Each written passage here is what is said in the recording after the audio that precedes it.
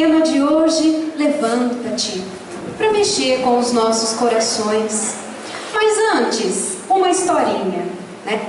Conta-se que, certa feita, um homem teve um dia difícil, perdeu o emprego, brigou dentro de casa, se desentendeu com a esposa, tristezas assolavam o seu coração, e ele, muito triste, com o coração apertado, o rosto cheio de lágrimas, né? Aquele pranto profundo, coração machucado, saiu a caminhar a esmo. Já era noite e ele quis dar uma volta para ver se espairecia um pouco a sua mente triste e cansada.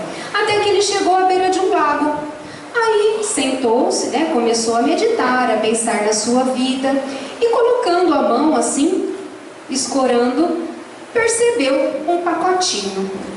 Pegou aquele pacotinho e viu que dentro tinha algumas pedrinhas. Aí ele se lembrou da infância, aquela brincadeira que muitos de nós fazíamos, de estar à beira do rio e jogar as pedrinhas e ver, né, a pedrinha pulando, aquele barulhinho caindo na água. E ele começou distraidamente a jogar as pedrinhas desse pacotinho. E foi noite adentro, jogava uma pedrinha, pensava na sua vida, jogava uma outra pedrinha, pensava mais um pouquinho, e assim foi. Quando a noite já havia passado e começaram a vir os primeiros raios do sol, ele viu que só tinha mais uma pedrinha. Aí ele falou, vou jogar essa última, né? Mas quando ele pegou e o dia começou a clarear, ele pôde ver um brilho intenso nas suas mãos. E ele se deu conta de que aquilo era um diamante. Aí pronto, imagina só, ele já teve aquele dia anterior difícil, já estava triste, já estava em desespero e percebeu que ele passou a noite toda jogando diamantes naquele lago. Aí ele entrou em parafuso mesmo, andava para um lado, andava para o outro, e o que fazer? Olha o que eu fiz. E eis que vinha vindo um senhor, vinha vindo e viu aquele homem em desespero. E ele se achegou desse homem e disse, mas meu filho, por que você está com esse desespero? O que está acontecendo com você? E o homem contou, tremendo em desespero, que havia jogado todos os outros diamantes no rio e só restava um. O Senhor olhou bem para ele e falou, você não quer? Eu quero. Aí o homem caiu em si, falou, não, eu quero sim, eu quero esse último diamante, porque com ele eu ainda posso mudar a minha vida. Já jogamos diamante fora? Já jogamos diamantes fora? Quantos de nós já jogamos o diamante da família, do emprego, de pessoas queridas, de oportunidades? Quantos de nós já jogamos diamante fora? Mas nem tudo está perdido. Como o homem da história, ainda resta um diamante, ainda tem muito nas nossas mãos, e com isso nós podemos mudar a nossa vida. Por isso, o tema de hoje, levanta-te. Talvez a gente chegue aqui na casa espírita triste, perdido, desesperado, em solidão. Parece que o nosso chão foi tirado, as nossas escolhas estão erradas. Parece que estamos em caminhos tortuosos sem saber para onde ir. Mas que a gente saia daqui hoje com a certeza no coração de que é possível tentar outra vez. E Jesus perguntou a nós, aleijados do mundo, queres ficar são? Certa feita, Jesus estava em Jerusalém e lá havia um tanque chamado Tanque de Betesda, ou Casa da Misericórdia. Contava-se que de tempos em tempos descia um anjo a esse tanque de Betesda e agitava as suas águas. Contava-se ainda que a primeira pessoa que conseguisse adentrar essas águas que eram agitadas por esse anjo ficaria curado de qualquer enfermidade. E Jesus, estando ali, observou que havia 38 anos que um homem procurava a cura nessas águas do tanque de Betesda. E Jesus já chegou até esse homem e perguntou para ele, queres ficar são? E o homem respondeu, Senhor, há 38 anos estou aqui, procurando a cura para as minhas enfermidades. No entanto, não que me coloque dentro das águas do tanque. E eu, por mim mesmo, não consigo. E quando tento me arrastar para adentrar as suas águas, alguém entra primeiro e eu perco a chance de me curar. Havia 38 anos que ele estava lá. Mas o mestre, olhando com toda a sua compaixão, com todo o seu amor, pergunta: queres ficar são? Ele disse: sim, quero. Então, levanta-te, pega o teu leito e anda. E assim se fez. Talvez nós, muitos de nós, pulamos de galho em galho. Esperamos 38 anos para que alguém agite as águas da nossa vida, para que nós encontremos a cura. Mas pode estar ali, ao nosso lado, na nossa frente, como ocorreu com este homem que estava diante do Mestre, diante de Jesus. Então, que guardemos essas lições, porque a todo instante o Mestre de amor nos estende as mãos e nos diz: levanta-te, pega o teu leito, os seus problemas, a tua vida, as suas dores e anda, caminhe, não para. Porque não importa quantas vezes a gente caia, e sim quantas vezes a gente consiga levantar. Porque muitos de nós caímos pelas nossas fragilidades, egoísmo, espinhos no coração, orgulho. E quando estamos doentes, ficamos frágeis. E nas nossas fragilidades, nós precisamos de ajuda, nós precisamos de alguém que nos compreenda, nós precisamos de alguém que nos dê uma segunda chance para continuar e tentar outra vez. Não precisamos de condenação, porque muitas vezes, quando a gente cai, o mundo nos condena. Lembra da história da mulher adúltera? Aquela mulher que foi pega em adultério e chamaram Jesus para resolver a questão. Eles sabiam que se Jesus concordasse com a lei e a apedrejasse, ele iria contra todo o seu ensinamento de amor. Mas se Jesus dissesse para não apedrejar, ele iria contra a lei mosaica, o que também traria complicações. Mas Jesus, conhecendo o coração de cada uma daquelas pessoas que estavam ali, simplesmente diz: que atire a primeira pedra aquele que estiver sem pecado. Ora, foram saindo um a um, porque todos eles tinham erros no seu coração. E assim ficou Jesus e a mulher. E ele perguntou: mulher, onde estão aqueles que a condenavam? Ela disse: não sei, se foram. Jesus disse: então eu também não a condeno. Vá e não peques mais. Mas depois desse episódio, João questionou Jesus, perguntando o porquê ele teria tido aquela atitude para com a mulher. E Jesus respondeu a João: porque ela não precisa de mais condenação. Ela já sabe dos seus erros e já sofre demais por isso. Quantos de nós caímos em si, percebemos os nossos erros e sofremos dolorosas aflições? Não precisamos de mais condenação, porque muitas vezes os erros decorrem da nossa fragilidade. Porque nós somos imperfeitos ainda. Temos muitos espinhos no nosso coração que precisamos retirar um a um, dia após dia. Mas Jesus está sempre aí para nos ajudar. E nós nos perguntamos: será que para seguir Jesus precisamos ser santos? Precisamos ser perfeitos? Porque nós sabemos que nós estamos destinados à perfeição. Deus nos criou para que a gente possa chegar à perfeição.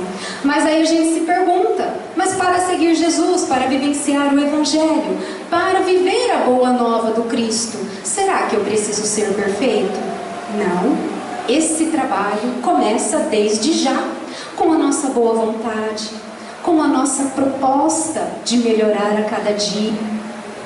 Olha só, em certa ocasião, quando as primeiras luzes da Boa Nova já estavam se propagando ali por aquela região, muitos já procuravam tanto o Mestre quanto os seus discípulos.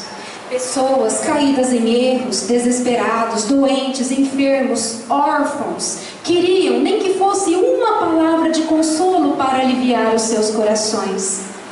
E chegavam até os discípulos de Jesus. E eis que em determinada ocasião, 3 companheiros foram até a casa de Levi, conhecido pelo evangelista Mateus. Levi era cobrador de impostos. Representava a aristocracia intelectual dos apóstolos de Jesus. E ele estava lá. E chegaram esses 3 companheiros, conhecidos de Levi por sinal: Lisandro, Áquila e Pafos. Chegaram até Levi e com os corações em festa, com a sua boa vontade, queriam fazer parte da Boa Nova. Ensina-nos, Levi, os ensinamentos do Cristo. Ensina-nos a vivenciar este evangelho de amor, para que possamos seguir os seus passos, para que possamos auxiliar no estabelecimento da Boa Nova no mundo. Mas Levi, conhecendo os 3 amigos, pergunta: que podem vocês contribuir para a Boa Nova? Tu, Lisandro, aleijado. Tu, Áquila, abandonado pela família. E tu, Pafos, mergulhado nas tuas próprias aflições. O que poderão vocês, nestas condições, contribuir para a Boa Nova? E os 3 amigos, que antes estavam cheios de alegria, cheios de entusiasmo, tiveram o coração partido pelo julgamento de Levi. Muitos somos nós, né? Que às vezes achamos que não conseguimos fazer nada, porque temos as nossas imperfeições. E os 3 amigos deixaram a casa de Levi tristes, de cabeça baixa. Mas mal sabia eles que naquele mesmo dia teriam lições gloriosas. Passado algum tempo, eis que chega à casa de Levi Jesus acompanhado de André. E Levi, mais do que depressa, conta o que ele fez, achando que estava selecionando pessoas para propagar a Boa Nova. E os 3 amigos não poderiam ajudar pelos seus problemas. Mas Jesus, ouvindo aquele relato, ensinou a Levi a lição da humildade, dizendo que a Boa Nova precisava conquistar os corações e não ser imposta aos corações. E para conquistar os corações, não poderia ser propagada por mãos fortes, orgulhosas, já vencedores do mundo, porque a única preocupação seria manter as conquistas materiais alcançadas. Os grandes iriam querer propagar a Boa Nova à custa do sangue dos irmãos que não concordassem. Queriam impor, construir templos suntuosos. E não era esta a proposta de Jesus. Jesus explicou a Levi que a Boa Nova deveria chegar aos corações aflitos, cansados, enfermos, porque esses corações estavam mais abertos para receber as gloriosas verdades celestes. Então, não era através da força ou da espada que o reino dos céus alcançaria a todos nós, e sim pelos atos de amor.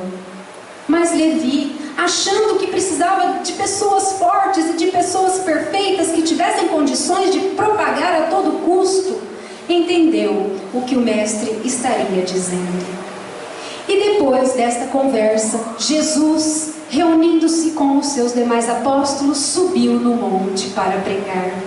E ali foi dita a poesia mais maravilhosa que a humanidade conheceu, o Sermão da Montanha, onde Jesus, de cima do monte, falava às multidões, encantando a todos. Será que nós conseguiríamos captar a sublimidade daquele momento, ouvindo as bem-aventuranças de Jesus? Como seria a voz de Jesus, a suavidade, o timbre? Como seria o som daquelas verdades celestes caindo como gotas do céu? Quando ele dizia: bem-aventurados os pobres de espírito, porque deles é o reino dos céus. Bem-aventurados os mansos e pacíficos, porque herdarão a terra. Bem-aventurados os misericordiosos, que terão misericórdia. Bem-aventurados os puros de coração, porque verão a Deus. Bem-aventurados os que têm fome e sede de justiça, porque serão saciados. E ali, toda aquela multidão bebendo as consolações ditas por Jesus. Quem é que estava ouvindo? Os 3 amigos, Lisandro, Áquila e Pafos. E eles se encheram com aquelas consolações ditas pelo mestre de amor. E tudo aquilo que Levi falou já não importava mais, porque ouviram da própria boca do mestre: bem-aventurados sois, que guardam no coração as palavras de Deus. E os 3 amigos se encheram de júbilo. Assim como nós, que muitas vezes a vida nos tira o entusiasmo, mas Jesus, com a sua mensagem consoladora e de esperança, acalenta o nosso coração e nos dá força novamente para levantar. Não só os 3 amigos ouviam as palavras do mestre, mas também Levi, que naquele momento olha para Jesus, dando sinal de ter compreendido o que o mestre queria ensinar. E no mesmo instante, Levi vai até o encontro dos 3 companheiros e os abraça. E quando Levi abraça Lisandro, cruza o seu olhar com o olhar de Jesus. Quando Jesus diz: bem-aventurados sois, que ouve e compreende a palavra de Deus. E Levi nunca mais fechou as portas da sua casa, recebendo a todos que quisessem vivenciar e contribuir para a propagação da boa nova do Cristo. E assim somos nós. Não precisamos ser santos ou perfeitos para viver a boa nova, porque nós temos as nossas fragilidades. Quantas vezes caímos e muitas vezes levantamos. Mãos amigas, braços fortes nos ajudando a levantar. Porque somos frágeis. E por que isso acontece? Pela nossa invigilância. Muitas vezes somos invigilantes. Muitas vezes não seguimos a orientação de Jesus: orai e vigiai. Orai, porque a prece nos fortalece. A prece nos possibilita a companhia dos bons amigos espirituais, a nos inspirar, a nos dar aquela sugestão para que nós tomemos o caminho correto. E somos invigilantes, tropeçamos nos nossos orgulhos, tropeçamos nos nossos equívocos, no nosso egoísmo, nas nossas ilusões. A lição da vigilância. Para falar da lição da vigilância, gostaria de falar de Pedro. Pedro, podemos dizer o braço direito de Jesus, né? A pedra angular. Nos momentos derradeiros, antes das últimas horas, Jesus se reuniu com os seus apóstolos para a última ceia. Naquele momento, Jesus começava a adverti-los dos momentos cruciais que viriam a ocorrer. E ele dizia: não vou ficar aqui por muito tempo. Importa que eu vá, importa que o Filho do Homem seja entregue, para que se faça aqui na terra o reino dos céus. E os apóstolos não compreendiam. Como assim, mestre? Como assim? Vai para onde? Vai nos deixar? E eles, sem compreender, perguntavam para Jesus. E Jesus, passando aquelas orientações, pedindo que eles se fortalecessem na fé, porque eram aprendizes, com muito amor no coração, mas ainda eram aprendizes. E Jesus sabia que eles não teriam condições de suportar aqueles acontecimentos. Jesus sabia que eles iriam debandar um a um naqueles momentos cruciais. E Pedro, querendo mostrar força para Jesus, querendo mostrar a sua coragem, querendo mostrar a sua lealdade em grau máximo, dizia: mestre, não vais a lugar nenhum, não precisa ir a lugar nenhum, eu estarei contigo. Mas Jesus dizia: calma, Pedro, calma. E Pedro, querendo cada vez mais mostrar a sua lealdade a Jesus: mestre, por ti darei a minha própria vida. Mas Jesus, sabendo das fragilidades de Pedro, dizia: Pedro, calma, a tua inquietação carece de novos ensinamentos. E os apóstolos, sem compreender o que Jesus queria dizer com essas advertências, começaram a falar sobre a vinda do reino dos céus, da propagação do evangelho, cada um querendo ser o seu maior propagador. Ah, dizia um, quando o reino dos céus se estabelecer na terra, eu serei o mais poderoso, eu é que terei maior número de pessoas. Filipe dizendo, eu serei o maior. Jesus, ouvindo aquelas palavras, ouvindo que eles falavam muito quem seria o maior, pediu que eles se acalmassem. Tirou a sua túnica, tomou de uma toalha e amarrou na altura do quadril, à semelhança dos escravos mais íntimos. Pegou um jarro, ajoelhou-se e naquele momento ensinou a lição de humildade aos seus apóstolos, fazendo o maior gesto de humildade que temos notícia. Ele se ajoelhou e lavou os pés de cada um dos seus apóstolos e dizia: vocês dizem que eu sou o mestre. Dizeis bem, mestre eu sou. E se eu, que sou o mestre, lavo-lhes os pés, fazei isso também. Não serão conhecidos por grandes feitos, não serão conhecidos por grandes poderes, mas serão conhecidos por muitos se amarem, por revelarem o amor da forma que eu vos tenho amado. E Pedro relutou que Jesus lavasse os seus pés, dizendo: não, meus pés o mestre não lavará. E ainda olhou para os companheiros com ar de reprovação. Jesus, mais uma vez: Pedro, acalma-te, ainda não tens a fortaleza indispensável para as horas que virão. E Pedro mais uma vez: Senhor, duvidas de mim? Por ti darei a minha própria vida. Jesus novamente olha para o amigo: Pedro, pois antes que o galo cante, me negará 3 vezes. Pedro não queria acreditar no que estava ouvindo. Terminada a ceia, Jesus convidou-os a ir com ele para o monte orar. Jesus, Pedro, Tiago e João. Jesus estava orando e pediu que os companheiros ficassem com ele. Mas o que eles fizeram? Dormiam. O mestre pedia: orem comigo, fiquem comigo.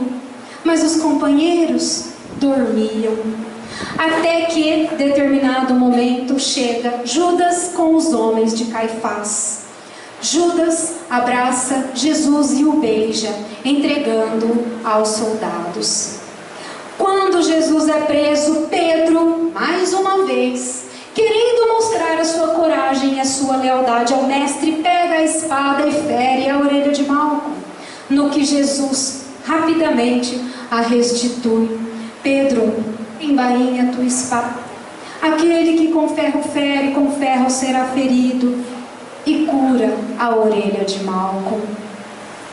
Jesus se entrega humildemente, resignado, sem dizer uma palavra, só com o seu olhar se derramando em amor.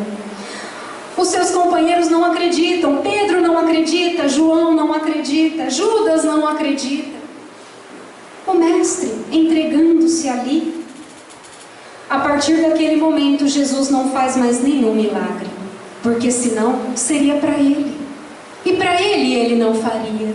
E Jesus é preso e é levado para a residência de Caifás.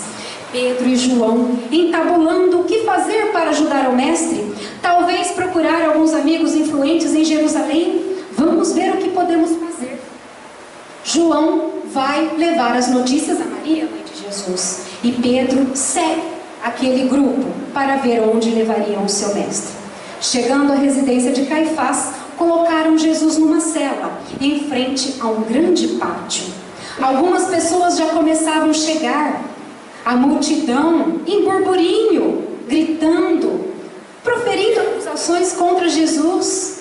Aquele barulho começando e Pedro ali, sondando para ver o que podia fazer para salvar o seu mestre.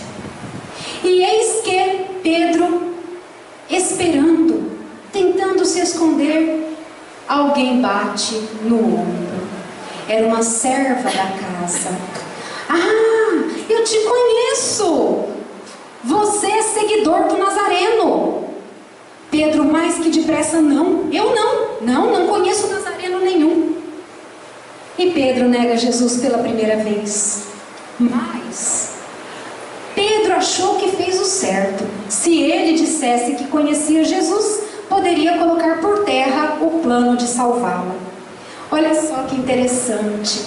Muitas vezes a nossa própria mente cria mecanismos para justificar os erros que nós cometemos. Nós fazemos isso, né? Não, foi melhor assim. Nós arrumamos desculpas, tentamos dizer para nós mesmos que foi melhor assim. Procrastinamos a nossa mudança, adiamos muitas vezes o nosso crescimento e arrumamos desculpas para nós mesmos. Nós acreditamos na nossa própria desculpa. E Pedro agiu dessa forma, porque ali ele se viu sozinho. Como enfrentaria aquela multidão? Se viu sozinho e frágil. Mas antes de reorganizar os seus pensamentos, ele é tocado no ombro de novo. Um daqueles populares: você veio resgatar o seu mestre. Pedro, mais uma vez de sobressalto: mestre? Não, estás enganado, não tem mestre nenhum. E Pedro nega Jesus pela segunda vez. Passados mais alguns instantes, um dos soldados da casa: ei, foste tu que nos feriste com a espada, que nos atacaste com a espada. E mais uma vez Pedro: impossível. E quando Pedro deu essa terceira resposta negativa, ele ouve o som mais estridente que ele poderia ter ouvido em sua vida: o som do galo canta. Pedro, mais uma vez de sobressalto, se lembrou das palavras de Jesus e aprendeu, da forma mais dolorosa possível, que o homem no mundo é mais frágil do que perverso. Naquele instante, Pedro corre os olhos pelo pátio e encontra os olhos de Jesus, olhando para ele com o olhar da compaixão. Pedro cai em pranto profundo, fica fora de si e percebe o erro que cometeu, negando Jesus. Quantos de nós erramos, caímos pelas nossas fragilidades? Talvez não por maldade, mas por fragilidade. Quantos erros cometemos tentando encobrir outros? Porque, como disse Jesus, o homem no mundo é mais frágil do que perverso. Mas Pedro, depois, teve a sua chance de se redimir. Após aqueles acontecimentos, no terceiro dia, Jesus volta entre eles materializado e ainda fica por um período terminando os seus ensinamentos. Quando Jesus estava prestes a terminar, a subir, a alçar as esferas celestes, Pedro e Jesus caminhando às margens do lago de Genezaré. Jesus pergunta a Pedro: Pedro, tu me amas? Sim, mestre, é claro que eu o amo. Então, apacenta as minhas ovelhas. Jesus pergunta pela segunda vez: Pedro, tu me amas? Sim, mestre, é claro que eu o amo. Então, Pedro, apacenta as minhas ovelhas. E pela terceira vez: Pedro, tu me amas? Ah, Pedro caiu em si. Era a terceira vez que o mestre perguntava sobre o seu amor por ele. E Pedro então percebeu que naquele momento Jesus estava dando a ele a chance de reafirmar o seu amor. E a partir daquele momento Pedro nunca mais fraquejou em sua fé. Então Pedro, mais que depressa, se refez, se levantou e tomou o seu caminho, ajudando a muitos, consolando, levando a palavra amiga, levantando os caídos, curando os enfermos, fazendo o que podia para acalmar os corações. Mas Gostaria de fazer uma comparação. Nesse mesmo episódio, outra pessoa cometeu um erro. Judas Iscariotes, quando entrega Jesus. Judas teve esse ato, iludido, enganado, acreditando que, sendo Jesus preso, ele iria se rebelar. Judas não compreendia a resignação tamanha do mestre quando se entregou e foi preso. E quando Judas viu o que aconteceu com o seu mestre amado, não suportou e tirou a própria vida, enforcando-se. Dois personagens, dois erros. Pedro caiu em si, se refez e seguiu o seu caminho, mas Judas não suportou. Quantos de nós agimos como Pedro? Quantos de nós agimos como Judas Iscariotes? Mas, mesmo Judas, com tudo o que aconteceu, teve a sua chance de se levantar. Gostaria de ler um trecho do livro Coração e Vida, capítulo Amor e Perdão. Quando Jesus se fez materializado após a sua morte, apareceu para Maria Madalena. E ela pergunta: Senhor, onde estiveste? E Jesus lhe responde: Não, Maria, não fui ainda ao alto, nem me elevei sequer a um palmo de luz no firmamento. Quem ama não consegue achar o céu de um salto, e ao invés de subir aos altos esplendores, desci, mas desci muito aos reinos inferiores. Despertando no túmulo, escutei os gritos de alguém que muito amei e muito amo ainda. Embora visse a luz sempre mais linda, sentia nesse alguém um amado companheiro. Em crises de tristeza e de loucura, fui a sombra abismal para a grande procura. E ao reencontrá-lo, amargurado e louco, a ponto de não mais me conhecer, demorei-me a afagá-lo. Pouco a pouco, consegui, enfim, que ele pudesse adormecer. Senhor, indagou Madalena, quem é o amigo que te fez descer antes de procurar a luz do Pai? Mas Jesus replicou em voz calma e serena: Maria, um amigo não esquece a dor de outro amigo que cai. E antes de me altear à celeste alegria, ao sol do mesmo amor a Deus em que te elevas, valei-me após a cruz das grandes horas mudas e desci para as trevas a fim de aliviar a imensa dor de Judas. Jesus, com o seu amor infinito, descendo aos abismos da dor para resgatar Judas. Então, pensemos: erramos, caímos, somos frágeis. Quantas vezes nos sentimos sozinhos? Quantas vezes lamentamos pelas escolhas erradas? Quantas vezes choramos, arrependidos, com o coração ardendo em remorso? Quantas vezes pedimos uma segunda chance? Quantas vezes queremos a oportunidade de continuar? Quanto vale uma segunda chance quando a gente erra? Quanto vale mãos fortes a nos segurar, a nos apoiar para que levantemos? Quando a gente chega à casa espírita, que possamos escutar essa mensagem consoladora, tanto do lado de cá quanto do lado de lá, nos dois planos da vida. Sabemos que temos a chance de nos levantar e continuar a nossa caminhada.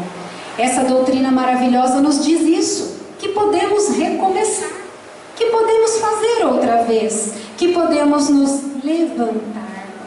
Jesus, com seus braços abertos, com as suas mãos, olhando para cada um de nós e sabendo das nossas fragilidades, sabendo dos nossos erros. Jesus não olhou para Pedro, vendo, negando 3 vezes, dizendo: poxa, Pedro, que papelão, hein? Não, Jesus não fez isso. Jesus depois não olhou para Judas, lembrando do seu ato. Jesus não olhava para Maria Madalena, condenando a vida anterior que ela tinha. Jesus não olhava para Paulo de Tarso, o perseguidor ferrenho dos cristãos. Não. Jesus não olha para nós, nas nossas fragilidades, nos nossos erros, nas nossas imperfeições hoje. Jesus olha para nós sabendo quem nós podemos ser adiante, perfeitos. Fomos criados para a perfeição. E como a gente se levanta? O que faz a gente se levantar? O trabalho no bem. Porque nós não precisamos ser perfeitos para trabalhar no bem.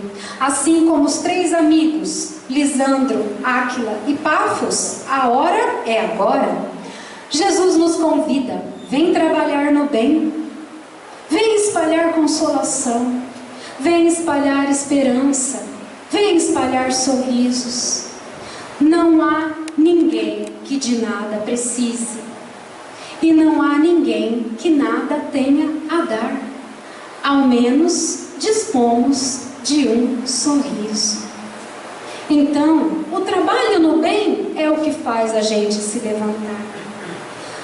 Gostaria que todos nós imaginássemos uma cena.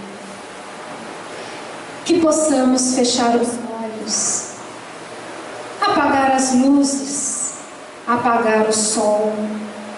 Uma cidade escura, um lugar escuro. Tira a polícia, tira o hospital, tira os médicos, tira a defesa civil, tira aqueles que ajudam e socorrem, tira qualquer organização desse lugar. Restam apenas gritos de dor. Talvez essa seja a manifestação das zonas umbralinas. Mas, como ensina André Luiz, o grupo de socorristas adentra esse lugar com a sua lanterna para não ferir os olhos dos que ali estão na escuridão dos seus próprios sofrimentos. E esse grupo caminha esperando que possa ajudar alguém, porque para ser ajudado a gente precisa querer. E o grupo pergunta: tem alguém aí? E novamente pergunta naquela escuridão: tem alguém aí? E ao longe alguém responde: sim, tem alguém aqui. E eu quero sair. Eu quero sair desse sofrimento.